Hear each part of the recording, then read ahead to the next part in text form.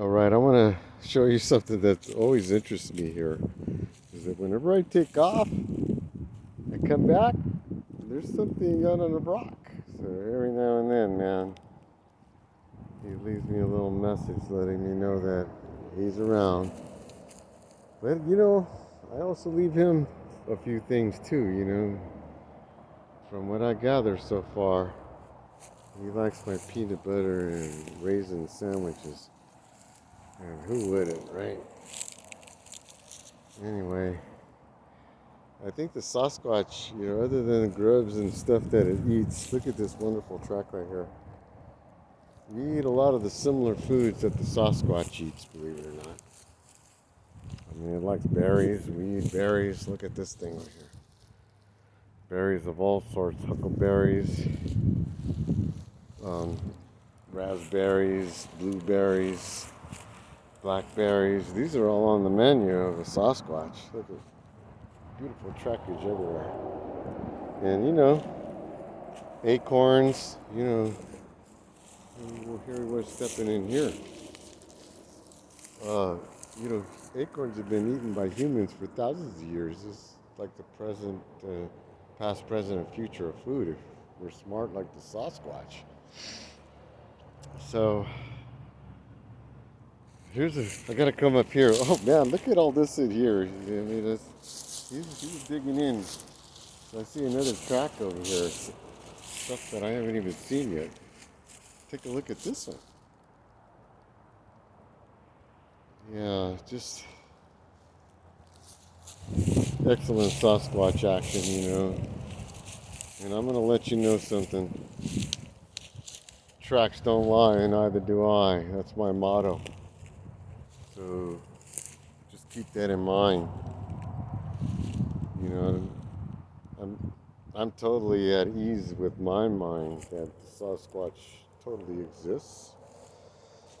And not only that, I've seen it. It's gifted me many things. And take a look at these right here. This is a big boulder. Just, you know, I'm just coming back a few times because maybe I missed something I didn't, like this row right here. Look at of rocks. Just all in a row. There's some big ones down there.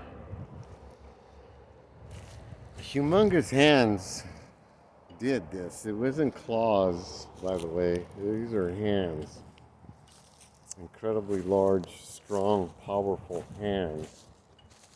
And unfortunately, the last rainstorm and the weathering that took place, or it's just the way that it is, it happened. So things will eventually, this will all get covered up with dirt. And take a look at all these wonderful rocks just being placed right here. It blows me away that right there in between the trees, I bet you there's just always a lot of food. And then just along the banks, just everywhere this creature was, he was just munching out like crazy. For it was a feeding frenzy. And he was here recently. Like I said, he was here just a day or two ago, but I think that it depleted the resources in this area. I no longer feel him here, and I think that he went and moved on. Of course, he has a lot of calories, a lot of intake to keep sustain such a weight. So anyway, I want to thank the Sasquatch from the bottom of my heart for gifting me this area.